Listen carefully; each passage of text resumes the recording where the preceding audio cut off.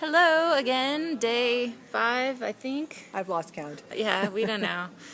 We're still doing fine, but we're a little tired, a little run down in case you cannot tell from our appearance. But we are so devoted that we are doing our video blog. We have not even been up to the room. We literally just got out of the taxi, came straight up here, set the phone on the table, and this is the bar area of our hotel. And we had to do this video blog before because the light is quickly going and we didn't want to, leave you hanging. Which we know there's great suspense about each and every day and how we spend each and every waking moment. Well, but seriously though, we had so much happen today, we didn't want to put it off until tomorrow or, so much happens every day. You thought the blogs were long before. Yes, right. So we didn't want to leave anything out. So I thought we'd do this quickly, hopefully, and let you know. But we haven't had any time to really plan it out, so hopefully we don't get too long. No cheat sheet this time. No. So our day got off to a little bit of a rough start. It's not unusual, but you just kind of have to be Gumby and flexible and roll with it. But we thought we were being so careful and made arrangements last night for a taxi this morning because Sarah wasn't able to pick us up, and also to get our boat tickets to go to Goma. Took care of it all last night. Supposed to happen at 8 o'clock this morning. And guess what? By 8:30, there's no taxi. There's no guy here to give us the tickets for the boat. Oh, he's coming. 2 minutes. Well, we know what that means. And we need to get going. We're staying on a schedule. So we walked up to get the taxi. Yeah. No big deal. I walked to the Nguba market, picked up a taxi, and made it out to the hospital. Yeah, we did because we had a very important 9:30 meeting with Dr. McCoy. So we were rushing, and we got there 9:15, and we get in, and there's a huge line to talk to Dr. McCoy, and these were people who had meetings before us, and this was our time for meeting, and they said, oh yeah, everybody's waiting. Apparently some bigwigs from D.C. were there to lay the groundwork for some big meeting next week, and so everyone was having to wait, and so we went on and shot some other things at the hospital, other interviews, and then we were going to come back like an hour and a half later. So I'm trying to think who was the first interview we did today. The pediatrics guy. We went to find the head of pediatrics. That went really, really well. We were able to made it over to the pediatrics department, and we interviewed the head of pediatrics, and it was good. It was great. He's an institution. He's been around a long time. It's very clear that the other doctors really respect him, so that was great. And then we went from that interview to Neonatal. So when we were talking to him, the head of Neonatal under the head of pediatrics was like, oh, well, let me tell you, if we're talking about what we're proud of, let me tell you about Neonatal. And he was talking about their CPAP machine. Apparently they're the only place maybe in Congo, but definitely in this area, to have these machines. And so a lot of other hospitals in the region refer their patients here for that sort of thing. They've got incubators. We got to see some really teeny tiny babies that were there. They apparently deliver a lot. I can't remember the number, but a lot of premature babies at Panzi. And so we got to see them and we got to interview him, and he was really excited, and he talked about his family. He has a little girl and 2 boys, and it was very clear that he loved them very much. And so that was a really good interview.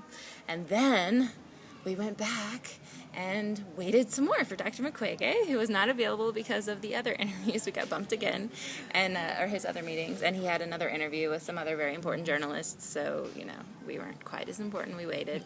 And we got to talk to Ali, and we got to talk to Hallelujah, those guys we mentioned before, and that was cool. Mm-hmm. And then it was time for Dr. McCoy. We finally had an opportunity. It's like trying to get, a meeting with the Pope. But we got in, and it was really fantastic. I'll let you say a little bit more about it. Oh, man, he talked to us for 40 minutes. My battery died on my camera, and then my other battery almost died. It was amazing just to sit in his office and let him talk about Panzi Foundation, let him talk about Maison Dorcas, let him talk about the hospital, his background, what he's passionate about, what he cares about, and just hear him kind of go on about how just we need to be protecting, like, women are the givers of life, and they need to be protected, and we don't need to let it be a situation where women need to be afraid to go into these areas and that areas, but men need to be afraid of perpetrating violence against women. And I thought that was really an important thing to be said, and it's not only true here in Congo, it's true in the U.S. too, where you want to blame the women for what were you wearing, what were you doing, what were you doing out there at this time of night. It's like, let's talk about the men and why they're raping.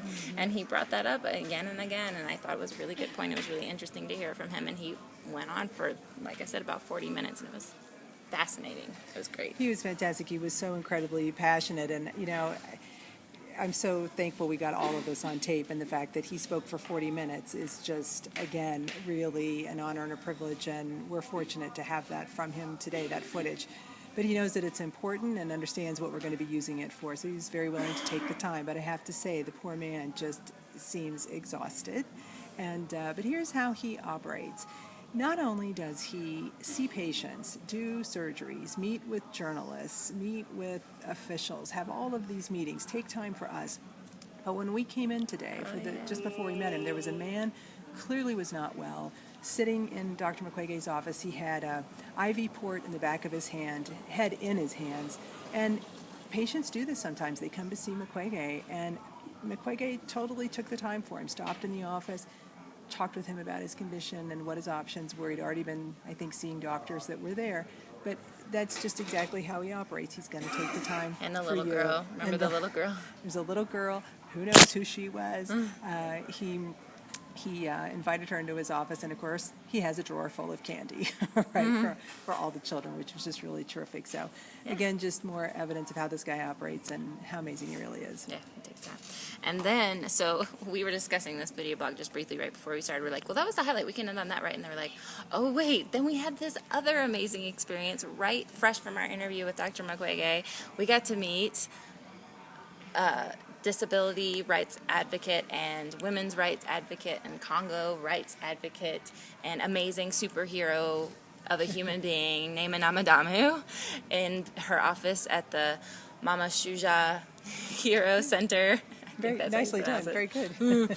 And in Bukavu, it was amazing. We got to hear how she got all these computers set up and what she's doing with this medical center in the rural area of Congo. It was so cool, and she was so nice.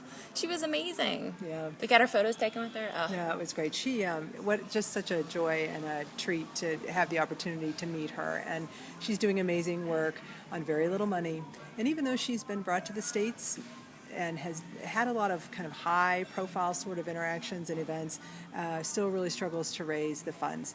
And it was just a pleasure for us to have the opportunity to spend some time with her and hear more about the work that she's doing. So, yeah, that was another highlight of the day for sure. It was amazing. See why we couldn't wait and tell you this tomorrow, especially now we've already been going for 8 minutes.